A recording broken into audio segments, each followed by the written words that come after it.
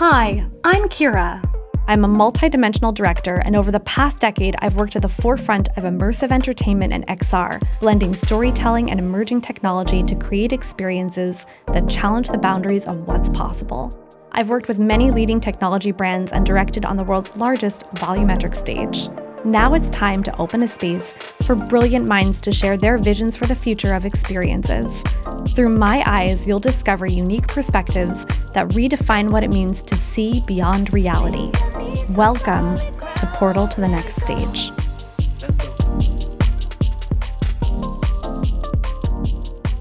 Shari Bisnaught is a costume designer and wardrobe stylist with a background in fashion design and storytelling. Productions and clients include American Horror Story, Little America, The Free Nationals, and Senses Fail, to name a few. Thank you so much for joining me today. Thank you for having me. Okay, so now to jump in something that we worked on together. We worked on this production of Runnin, another credit that you have, and that was an experience in virtual reality in the metaverse. Yeah. I want to ask you about what you remember from working on that production and what you felt the opportunities and challenges were. Really, the first thing that pops into my mind is just like how fun it was, like the overall vibe of it. So like the dancers, Reggie, I feel like it felt less like work and more like fun filming everything. I think like another thing I remember from it was having to really visualize the final product so I could go through each one of the steps when I was getting Reggie into all of his outfits and getting the dancers into their outfits and like piecing all of these things together in like a green screen dome. But I'm like, okay, they're going to be like stepping on blocks here. They're going to be like jumping off of this over here. And this is what it's going to look like. And it was just like a lot of imagination that felt very childlike. Mm-hmm. And maybe that's why I have like such good memories about it, because it just felt more of like play than work. It was a lot of play. We had a lot of fun on set. Yeah, we were really awesome. Dancing at the end of every day. Yeah. And I think you're right. When you're filming in such a giant green volume, something like that, you do have to picture the end result. You do have to picture the virtual world that it's going into. Mm-hmm. And that's something that I really loved about working with you. I had an opportunity to say, we're in this scene, here's this retro scene, here's this futuristic scene, we jump through this record and we're in this other world. Yeah. And we had so many costume changes. The dancers had, they were almost taking on, up to 50 different roles essentially with their costume changes. And you just jumped into it. And I feel like there's something really similar from working on a TV series. You've done so many where it's a sense of world building. That's something that we share when we're designing in the immersive realm and in the metaverse. Yeah. So I'd love to talk a little bit about that, the sense of world building. How do you feel costume design fits within world building? Oh my God. Well, you are creating characters for these roles that are written for them in this world that has been written for them. And, there's so many different people involved. There's so many different bodies and minds and processes that are involved in creating TV and then telling these stories, especially through clothing, that a lot of it is working as a team player, and it's like effective communication, and then how fast paced everything is. So it's a lot of like time management, and then you can get to like the character building. A lot of research goes into what I do. Tell me about your process. Yeah. First you read the scripts, and then for some, like as I'm reading the scripts, I get like little like flashes of what things could be, like little ideas of what these characters could look like. And then I usually I just like kind of jot them down or sketch them down. Or do you do that on pen and paper? I'm curious, how much of your process is analog? Mm-hmm. Do you spend time collaging or making mood boards? Collaging. Whoa. Yeah. I used to do collaging like a lot. Like for like my own like hippie stuff, I still like collage, but part of my process now is definitely sketching and then doing a lot of mood boards online. Mm-hmm. Yeah. Or on my computer rather. So there is an analog physical form as well as a digital form to your process. Yeah, and the digital form is really important to share that with other like department heads within this production, you know, whatever it is, because you can show them sketches and they would obviously love to see sketches. But when I'm presenting like a deck or a mood board, I want there to be like several images for them to choose from so they can get a really good sense of who the character is, you know, rather than just showing them like a few sketches. Right. Absolutely. Yeah. You were telling me earlier a little bit about, we were talking about the human form. Yeah. And how when we go from something that might be considered 2D media, where we're shooting for a 2D output versus a virtual world, but it's still a 3-dimensional human being. Yeah. Talk to me about your process with the human body. Bodies are so different. Everyone's body is just so different. Like I just turned 40 not that long ago. So congratulations. Thank you so much. Things change. Our bodies change. And the clothes that I used to wear a couple years ago don't fit me in the same way, which is fine. I'm taking ownership of whatever it is and then moving forward.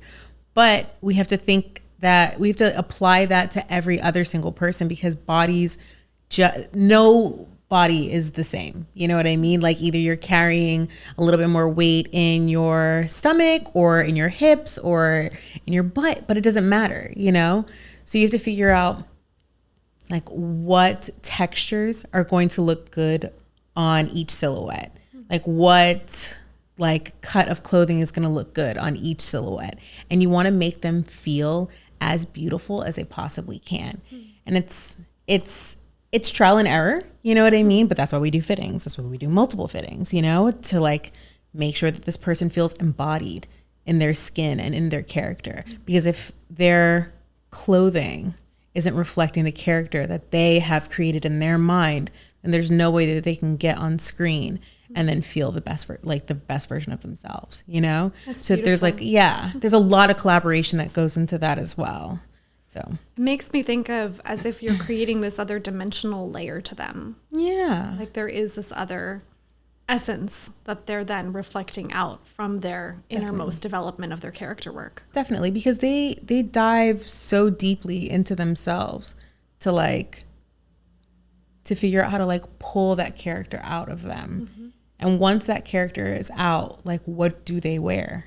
You know, and actors have a lot of opinions in a great way. I say this in a great way because it is a collaborative process. So you do want to sit down with them and you do want to talk to them about what they think that they should be in.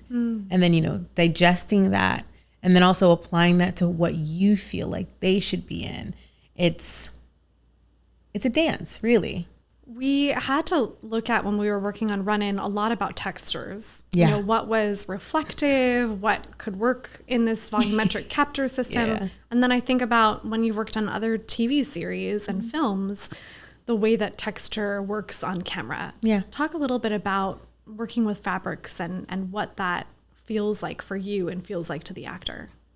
I think certain textures can tell a story, like what time of year it is, you know? Certain textures can also make the camera do wonky things, you know? Certain prints can make the camera do really wonky things. So I think it's just being able to figure out what the story is and then what looks good on the character and then what's going to look good on camera and then putting that all together and then like just figuring out that look, you know? There's so many different things that you would think look good on camera, but look like trash. And you go to do a test and you realize we need to go back to the drawing board. Oh, for sure. But at least it's nice. Like if your camera's already set up, you could just do a camera test and it's pretty easy. And you could just be like, oh, 86 that, we're done. Yeah. When we worked on the production of Runnin, we were working in this ginormous green screen volume. Yeah. I'm curious if you've ever worked on such a large green screen since then, and if you remember that experience. I have not worked on something. I mean, that dome was huge. It was huge. That was like human. The first time stepping into that dome, I was like, what? You know? But it was just really cool. I just remember it being really cool, but I have not worked on anything in that way.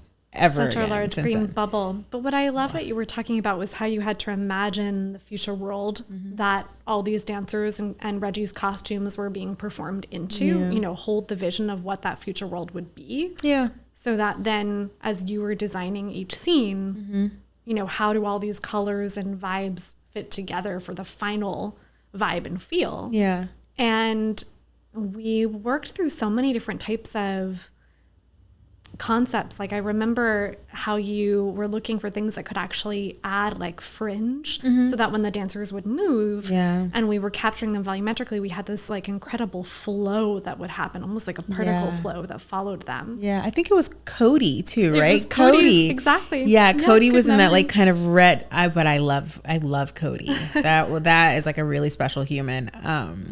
But yeah, Cody was in that like, they couldn't wear their earrings. That was what it was too, because the reflective metal from the earrings was doing something wonky, but that fringe moment. Yeah, beautiful. And he did a lot of spins. I remember the choreographers. So many spins. Anya and Amy just had him twirling and it was beautiful. Ani and the spinning too though. And then Ani's hair. Ani's blue hair. Yeah, that was pretty epic. Yeah, special moments. They stood out so well from the green screen and that was such an interesting learning journey for me to work with the engineers and figure out how do we take the design and what our designers are bringing to the table and have the dance and all these pieces just stand out from the green screen so that we could isolate them and pull them into the virtual world. Yeah, and then it's also supposed to be this like super upbeat, fun world. I mean, it was, you know, it still lives.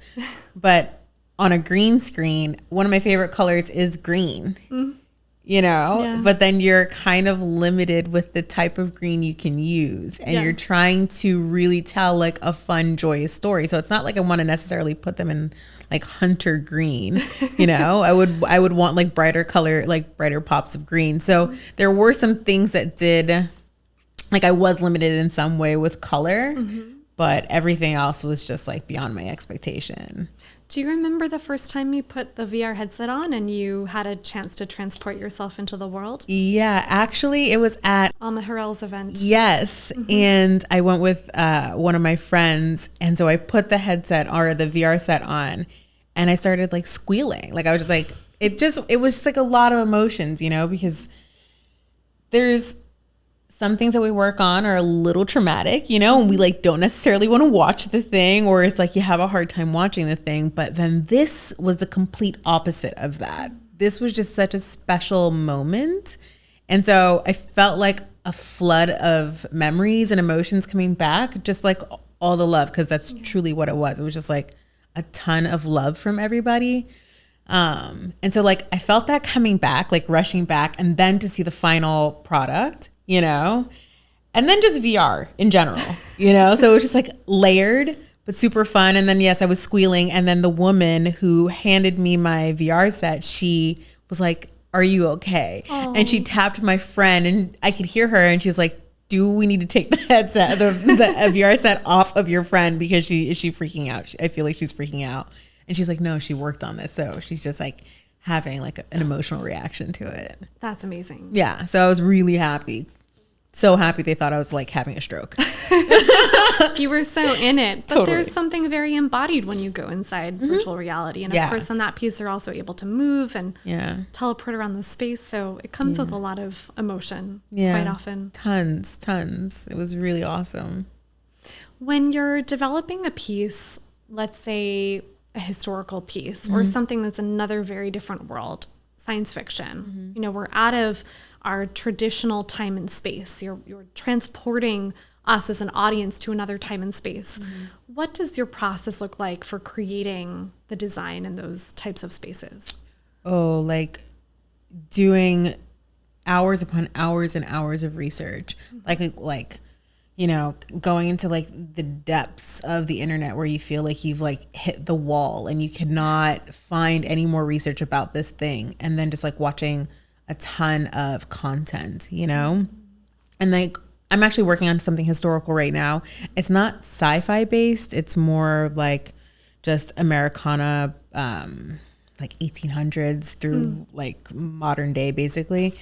And just the if I have to do something that has a historical element to it, like I want to make sure it is as factually correct as possible. You know, so I have found that another great resource is Instagram. Wow. And Facebook. Thanks, technology. Yeah. I've been able to find some like really fun photography, like old photos, something like that, you know, like just by searching hashtags. I know we were talking about hashtags earlier. I still kind of get them conceptually. I understand like what a hashtag is. I don't use them in my personal life, but it has helped me in my research process. Interesting. So almost the archives of older language and photography For sure. coming out through new technology. What about AI? Have you tried it? Do you use it in your regular process?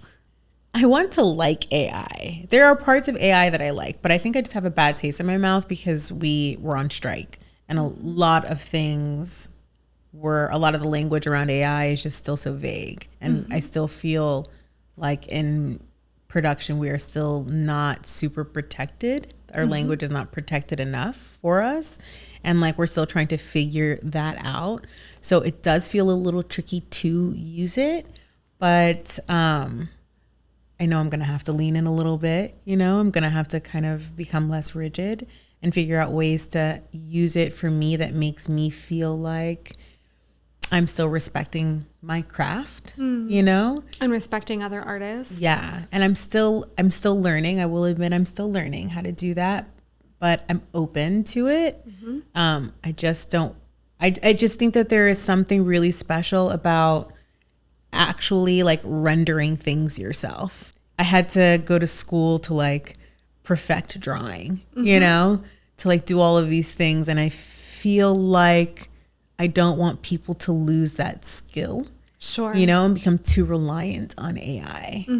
I think if there was a way to kind of preserve both, like preserve that craft and then have AI work in ways that can still secure my job, then we're fine. Well, I like what you were saying about how it's a language. And it's almost like, what are we protecting in the language? Or what are we asking with the language? And so is it the language of design or the language of process? What do you think it relates to? It might be both. I think it's more about studios being able to have limited power in that way, you know, not being able to like eliminate illustrators because they're really important to our process. Sure. And it is such a valid job and it is a very hard, it's like we don't want painters to go away, you know, muralists, we don't want them to go away. And so costume illustrators are the same thing to me. Even though they do use AI in some way, they do use technology to help with their craft. I mean, we had to learn, you know, like Illustrator, Photoshop. That was really helpful when I was in school to like kind of like really open up our mind and like broaden the design process.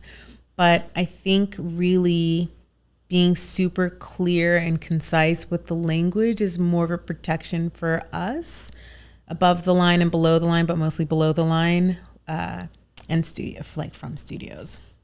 Well, when you talk about your process and you explain how you're spending hours, hundreds of hours to dig through research to find things, I just wonder is there a shortcut to take, or is that process of time important to the final design?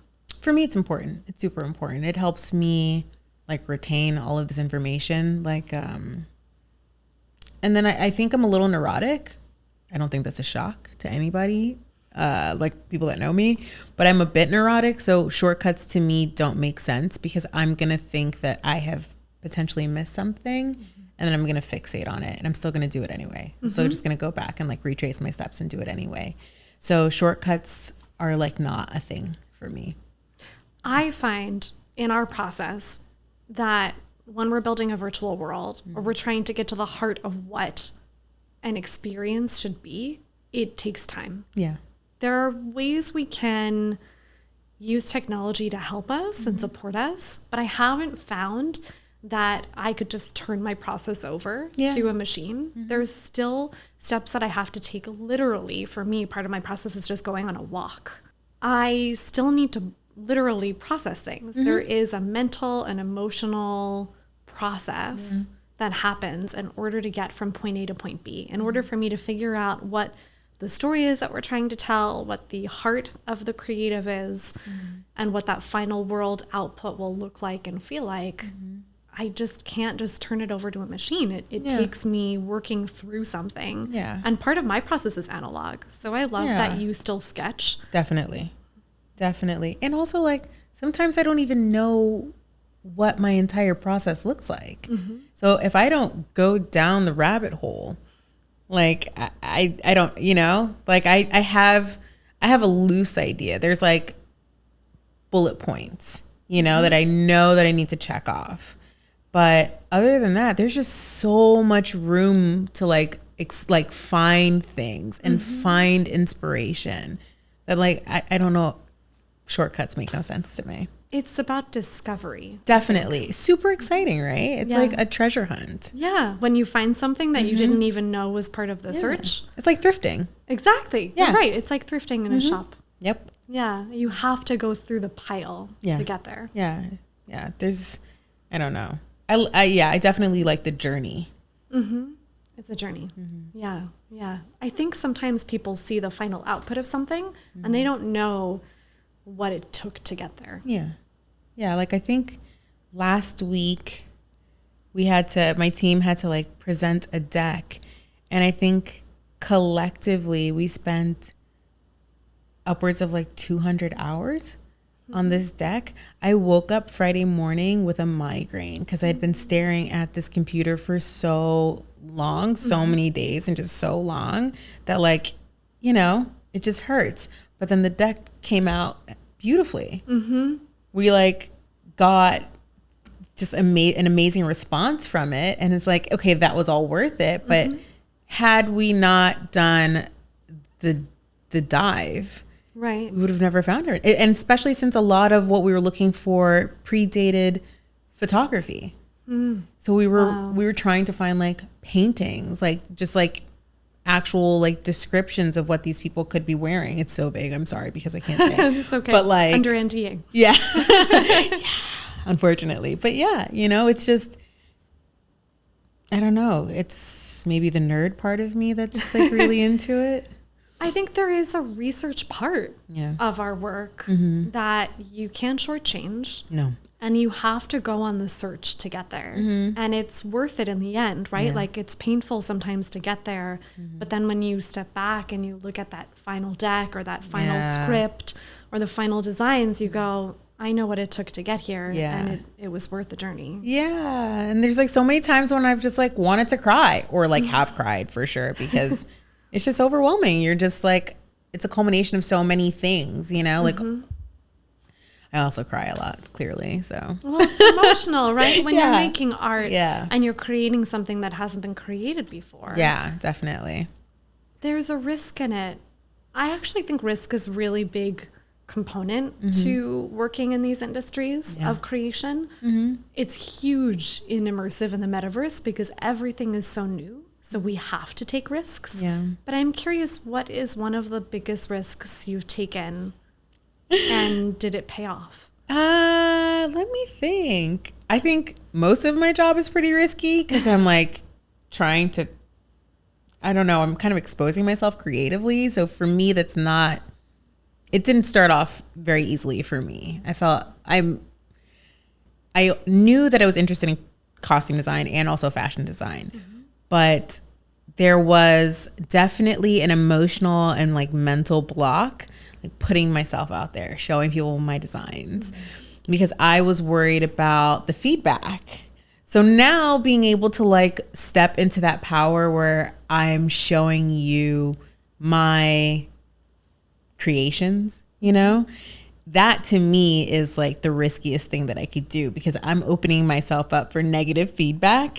And even though like in the moment I'm going to take it well, you know, I'm going to show you that I'm taking it well, it's still like very terrifying for me inside. And I have to kind of go home and hide afterwards, you know? So for just having stepped into that moment outside of yourself. Super scary. Yeah. Especially if you get to do it in a room full of people. It's terrifying. Sometimes 100 people. I hate it. I hate it, but you have to do it, right? It's a part of the job. It's worth it in the end if you love what you're doing. Yeah. There's just like a lot of like meditation that goes into it at first, and then I like have to like think, oh, everybody's fine, you know, like they have to do this and they don't care. They're not embarrassed. They're not scared. You know, I'm usually in rooms with like a lot of men, you know, and they're not scared. Right. You know? Same. Yeah. We've both been there. Yeah. So I'm just like, just channel that energy and you're going to be chill. Channel that bravery. Yes. Yeah. Yeah. I like that. Well, we're both being brave by doing this today. We really are.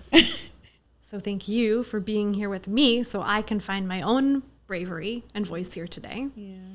So do you remember ever having an experience where you stepped on set and you went, wow, this is so much bigger than I imagined it would be? There were so many cameras, so many people. Yeah. One of those big productions, like 100 people on set. How did that feel? And how did you step into who you are as a designer in order to bring your greatness to that set? Well, so the first season of Bel-Air, I was the assistant costume designer for a little bit. And that was my first major design role. Like, of course, it was also with Will Smith's production company. So that, you know, was terrifying. I know I keep using that word a lot, but like I have big feelings, you know, and it's like I feel fear, which is also just excitement. But yeah, so that was really scary, just being on that production, that iconic production, you know, and feeling the weight of how are we going to bring this already perfect series. You know, it had, I don't remember how many seasons it had back in the day, but how are we going to bring that series back to life in a contemporary way? There was so much pressure and there were so many icons in these meetings that I got to be a part of that I didn't really think that I would ever meet, you know? So that, it was a little hard to find my voice at first because I didn't like really understand the temperature in the room.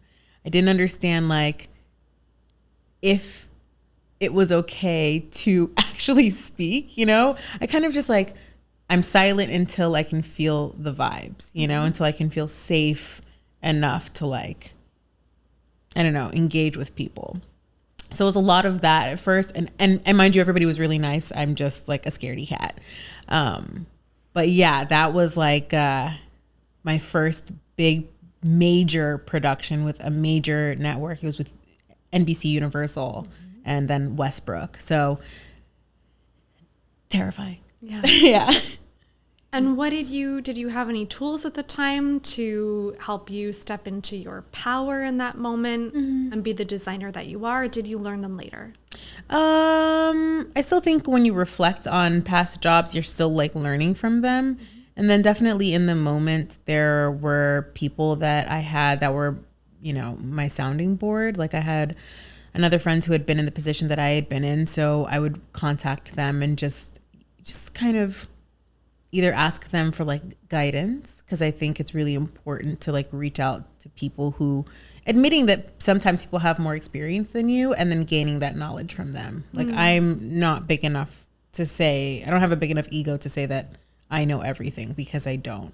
But I know some people who know a lot of great things, and I'm going to phone a friend for sure.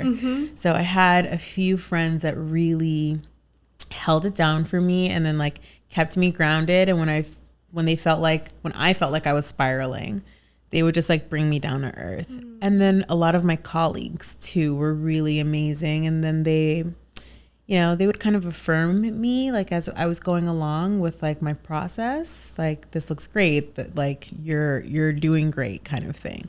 Because I think that sometimes you do kind of need that, you know, because there's just a lot of moving parts. It's not just design. It's not just putting clothes on bodies. It's remembering all of the other moving parts that are involved in the production, you know, where it's like sometimes that noise can just be a little bit too much and it can overpower the creative process. Sure. You know? Yeah. You just need to cut through and focus on the creative. Totally. And I love that you're talking about this like a support network, you know, a system and a group of people that you can go to and say, can you give me some advice on this? How did you do that? And not being afraid to reach out to some people to get advice. I remember the first time I used a God mic on set, I was so nervous. I thought, you know, I'm so used to approaching actors and having very intimate conversations with them before we do another take. And how do I just keep rolling on such a large set with so many people? And I called up a friend and I said, I don't really know how to use this God mic. What do I do? And she goes, it's just a mic. You just use it. Okay. And it was just that kind of clarity of, you're right, it's just a mic. Just that simple. Use it. It's just that simple. Don't overthink it sometimes. And we do that. We just constantly overthink. And it's like, okay, just talk. Yeah, just talk. Just talk. Do you remember what first drew you into costume design? Was there an inspiration? It was my mom. She was a designer when I was growing up. So she she designed handbags like and accessories, and she worked with a lot of leather, and so she did these really cool like leather like installations too, and these like leather. I'm blanking on like how to describe it, but these kind of like leather murals of sorts, and we had them framed in our house. Wow. Yeah, and they were like really large scale pieces of work, and then she'd also converted our garage into a workroom. So we had industrial machines in our garage, and then just like from floor to ceiling, just racks of like leather. Amazing. Yeah. And like snake skin, all kinds of stuff. Talk about textures. I know. And then just every time I'm around leather, and I've been around a lot of leather today, it like transports me back to childhood, because I would sit in the garage with her while she was sewing, and I would just like play with all of her leather. And I just wanted, you know, and just your mom. I have a really great mom, so I just wanted to be like my mom. So you were just surrounded by an artistic art making process from an early age. Yeah. Yeah. I think she wanted me to be a lawyer, because I think that's like an immigrant thing. They're like, be a doctor, be a lawyer kind of thing. And then we have that in the family, so I can be the creative. They've got it covered. Yeah, they're fine. They're fine. They're like scratching the itch for my mom. I can kind of fuck off. I'm glad to hear. Thanks. You can pursue that journey and represent something different. Totally. If you were to look back at yourself when you were younger, when you were first starting out in the field, what would you say to your younger self? It's not that serious. It's really not that serious. Like, I've calmed down quite a bit now, which it doesn't sound like I have, because I'm like, ooh, fear. But but I really have calmed down, and I just think that I'm more malleable in a lot of different situations. And I think before I would take things a little bit too personally, and just now I'm just like, this is who they are. This is their own thing. I know where to put the energy. You know, I don't always have to internalize it. And my younger self would have just completely taken all of that on and like spun out and probably like quit. And now I don't, you know, now I'm just like, everything's going to be fine. It's just a job. I like that. Thank goodness you haven't quit. I know. You have so many stories to tell and so much to keep designing for. It's fun too. Like I don't want to quit. You know, I want to keep doing the thing that I love, that like, I don't know, brings me a lot of joy, you know, that makes me cry when I see the final product. Yeah. You know, happy tears. It's worth it when you go through that journey. Totally. When we talk about where these mediums are going, these storytelling mediums, cinema, film, streaming, digital media, virtual reality, they're all interconnected. And there are these new tools coming about. what do you think about the new possibilities for costume design in the metaverse, in virtual reality, in augmented reality, where we're layering different beings and avatars into our physical space? What is that? What could that look like for your design process? That could be so cool. I mean, if you could just design, if that could just be like a thing, like content that I worked on, just designing avatars or design, you know, like within these simulations, within these worlds, you know, that opens up so many different possibilities, like technology wise, like learning new skills, learning new, like how to use new things. And then you like designing clothing that couldn't actually be built in the real life. Like, it is not sustainable to use this type of fabric and make this type of shape, but we're using this on an avatar, so it doesn't really matter, you know? Like, I think it could be really cool. Right. You could make a glass dress. Totally. Totally. Make something out of some industrial material. Yes. I mean, what would you imagine? What would you want to make? Oh, I don't know. The glass dress sounds really great, though. Like, glass slipper, glass dress. Yeah. I mean, I don't even know, but it could literally be anything. I think that's the exciting part about it, right? Is that it's limitless. So I don't know. It could be cool. Have you made an avatar for yourself? Have you ever designed an avatar in any of these social media platforms or digital technology? Well, my Instagram is not good.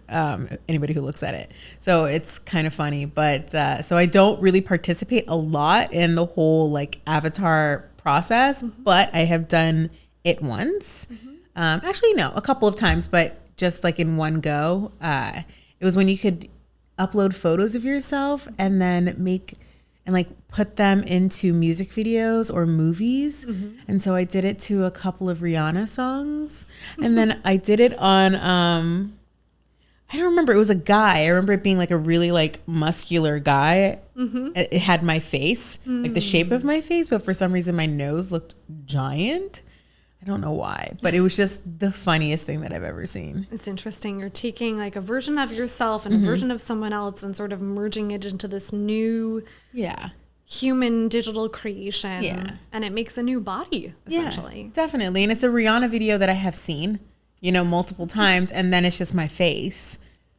It was creepy and then hilarious at the same time. At the same time. Yeah. Yeah. But isn't that what's interesting is it sort of becomes uncanny in different ways. Yeah. Like, it's not what we expect. And again, it's that sort of process and creation that's similar to digging through archives, that there's this other form that isn't even what we imagined, but it's out there and it's possible. Yeah. I still have those videos on my phone because I saved them to like bring me joy. And I did send them to people to creep them out. So I have archived them. And then in the future, I will watch them with like a glass of wine. Is there any type of story that you haven't designed for yet that you are really hoping in the next 5 years you would really like to work on this kind of a story or world? I'm trying to think. I do a lot of contemporary. I do a lot of like carpet, like music videos, that kind of stuff. But it would be nice to do like horror. I haven't done a lot of horror, which is like when I started, you know, like I interned at first when I first started, and I worked on a horror episodic on YouTube Red, and I built some of the costumes, even though I don't think I'm really supposed to say that because I was an intern. But I did a lot of the sewing, and they actually look really dope because I revisited that, and I was like, oh my God, I was better than I thought I was. But I would like to do more horror movies, more horror content, because I am obsessed. And it's October. I watch like one new horror movie a day, like a creep. So that would be the thing. Wow. Yeah. That would be a fun world. Could you imagine doing it in the metaverse, doing something virtual with that? Can you imagine the blood splatter? Then you could do a lot. I could do a lot. Yeah, I could definitely do a lot. That'd be dope. I would love that. Yeah. That'd be so fun. And I wouldn't have to worry about like multiples or anything like that, because it's just like, just change the avatar. Yeah. Oh man, that'd be cool. What would you want to say to any future designers thinking about working in costume design, working in the film and entertainment industry? Any tips that you might give to them? Figure out a work-life balance pretty early. It took me a little bit to figure out what that looked like. And then I felt a little burnt out at one point, and it just didn't have to be that way. I felt like it either had to be one or the other, and it doesn't. You can still have a family. You can still be really into fitness. You can still, I don't know, have a pet. You know, you can still do these things that people tell you cannot do when you work in production. Yep. I think it's really important just to figure out that balance.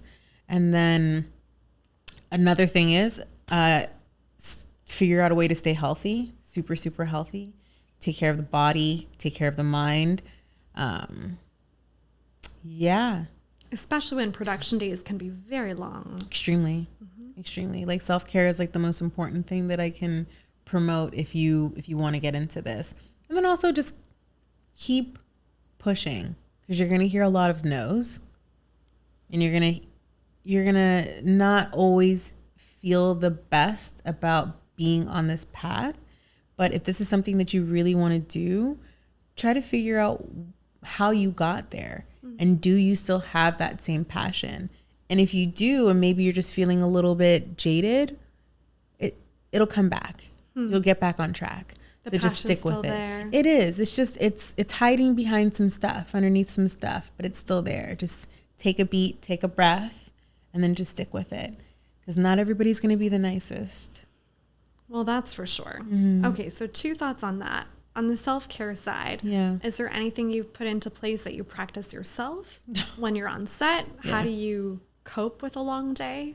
Yeah. So I'm a bit of a fitness nerd. So I work out at like 5 a.m. probably 5 times a week, something like that. Good for you. Yeah. And then sometimes when I'm on set, like I'll make some of my buddies on set do like burpees with me. Or like do like a squat challenge with me, or we've done push-up challenges, we've done pull-up challenges, we've done things like that. I'm a huge proponent of keeping the body right, especially when you're standing for 12 plus hours a day. And costumes, another thing that they don't really tell you is that your day is longer than 12 hours. You are there with hair and makeup when your first actor comes in, before any of the other crew comes in, before crew call. So sometimes you're there 2.5 hours early before crew call, and you're there almost 2 hours after crew call. It is a very hard and labor intensive job. It is not all just like, we're going to match this tie with this suit. It's some of that, but a lot of the other things. And it is really time consuming. So I think what makes it really fun is like getting the rest of the crew, who becomes your family, especially if you're on like a longer project. It's getting the crew to do these like little activities with you. So I did a horror movie or a sci-fi movie in Albuquerque last summer. And I would get like the armorer or the props guy or some of my costumers to do burpee challenges with me, to the point where like their gear was like falling off of them. But it was 3:00 in the morning and we needed something to do to keep us awake, you know? It's fun. And it really also builds good camaraderie on set too. Totally. You're kind of in the trenches together. So why not just do the burpees with me? Yeah. We're all on the same team. Yeah. And what happens in those moments where, as you were saying, you can fall away from the passion? When you get burnt out, when you get a lot of rejection, what do you do to come back to find that passion again? I try to name where it's coming from, you know, and usually there is a moment that has set me off course, and I just really reflect on what that moment was and what am I really feeling? Am I feeling like I really don't want to do this anymore? Or am I just feeling like hurt? You know, am I just feeling like hypersensitive? And if that's the case, what do I have to do to come back to myself? So it's just a lot of self-reflection and time. Of course, time heals everything. And when you walk into a space where you don't see a lot of yourself on set, like that's how I started. And I never imagined myself being a director, except that I started to find that the only way to tell the stories and build the worlds that I wanted, Totally. especially with female protagonists, was if I made them. Totally. So I had to become a director. But when I first started out, I didn't feel like there was anyone like me on set. I still quite often don't feel like there are many versions of me. And what do you find when you're in those spaces and you go, wait a second, am I the only one here? Yep. I will say I'm happy that there has been a shift, you know, in the industry. Maybe I've just been really lucky, and then I don't find myself in those spaces as often as I did when I first started my career. Maybe it's because I have the luxury of saying yes or no to certain projects, you know? And, you know, when you're starting out, you kind of have to say yes to a lot of things to kind of gain experience and then to know people. So thankfully, it is rare that I'm in those spaces, but when I am in those spaces, it is pretty obvious. I think I was doing like a recre for one of those like History Channel shows, and then I noticed that I was the only person who looked like me there. And the thing that flagged that were the jokes. You know what I'm talking about. Yeah, the humor was crass. I can't relate to that. I can't. And I can't even pretend that I do. And I shouldn't have to pretend. It's hard to laugh at and laugh with them. And we shouldn't have to. That's the thing. It's like your humor is completely dated. Who hasn't told you this? Like you are on the internet. I know that you understand, but you feel safe around your peers. But I'm not there to make you feel safe anymore. You know, I'm not going to laugh to validate this thing that I find to be kind of gross. So sorry, I think I just went off on a tangent. No, you're right. And I've been there, and I've been in those spaces, and quite often when I haven't been the leader on set, if that's never happened when I'm the leader on set, but when I've been on other people's sets and that humor has happened, yes, it's been hard. There's nowhere to go. Yeah, but I also don't hide my disdain. Like I don't really hide that anymore. Yeah. You know, and if that is something that makes you not want to rehire me, that's actually okay for both of us. I like that. Yeah. Like I don't need that. No. Because I take that with me, you know, like I go home and I think about that, and it's not my problem.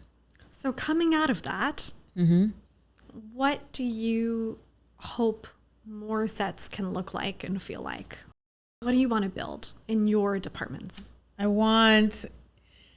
Okay, so I did this pilot recently, earlier this year, and on the very first day of filming, we held hands in a circle. This sounds so woo, I know. We held hands in a circle, and our director, who is this amazing woman, she did a land acknowledgement. And then I love pronouns. I don't really care about like what you want to say about I don't really care pronoun wise, whatever you want to use for me, but I think it's really important to honor people, whatever they want in their body. So we did a land acknowledgement. We talked about pronouns, and then we just gave thanks for just being there. Wow. You know, and that really sets the tone when you're going through these long days with people that like, they're as happy to be there with you as you are to be with them. You know, so if we could just start productions in this way, I feel like it will make people so much happier. I know a lot of the old school guys probably won't want to hold hands with other people and do like a pronoun thing and like a land acknowledgement, but I think that would look really cool. And we had a lot of trans folks on this project. It was about a trans kid, a teenager. So I would want to see more like trans folks, non-binary folks, like queer folks, BIPOC folks. Literally just, I want to see what America and the world actually looks like represented on, like in a production crew. On set. It looks like a rainbow. Yeah. It literally looks like a rainbow. Beautiful. I love that. And I love that it came from this place of acknowledgement, land acknowledgement, human acknowledgement, acknowledgement of just the gratitude of being on set, making something together. Yeah. And a lot of that actually reminds me of my old theater processes where we would play games and also hold each other's hands and pass energy around in a circle and just be there with each other, sharing time and space. Yeah. I think it's really a gift. It is. Especially when we get to make these stories. Yeah, definitely. And I want people to know that I appreciate them. Yes. You know, I even tell strangers. I'm like people who have been like kind. Like somebody just came up to me when I was like fabric shopping and she's like, can you help me? And I was like, of course. Oh. Happy to help you. Yeah. You know? Paying it forward. Of course. It's good karma. Okay, I call this the lightning round. Oh my. Sky or terrain? Ooh, sky. Earth, water, wind, fire. Water. I'm a double water sign. Mm-hmm. Force, time, shadow, light. Shadow. AR, VR, MR. VR. Yeah. The most embodied moment you've ever felt in VR? Definitely. The squealing. Yeah. Yeah, definitely. Mm-hmm. If you could invite one person from the past to put on a VR headset, who would it be? Oh, I don't know why Aretha Franklin just popped into my brain space. Cool. Yeah? Yeah. Okay. If you could have a superpower, what would it be? Walking through walls. Again, I don't know why. Why not? I don't know. It's like the first thing. I was like, I don't know. But I'll roll with it. I like that. Yeah. And I have this kind of woo-woo last question, which is... I love woo. You know I like woo. Good. Okay. If you were the person chosen to present a message to aliens and you were told that they were coming tomorrow, what would you say? Be gentle. Yeah. On to the next metaverse creation. Can't wait. Where you get to design some avatars. We'll make sure that happens. I cannot wait. That'd be awesome. Yeah, start imagining. I will, definitely. I'm going to have dreams about it tonight, I'm sure. Thank you for entering the portal with me. If you've enjoyed this deep dive into the next stage of storytelling, like and subscribe so that you can catch all of our episodes.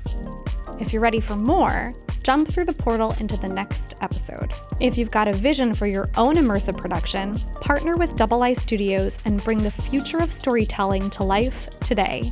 May you stay curious, open, and embrace the future. I'll see you at the next act.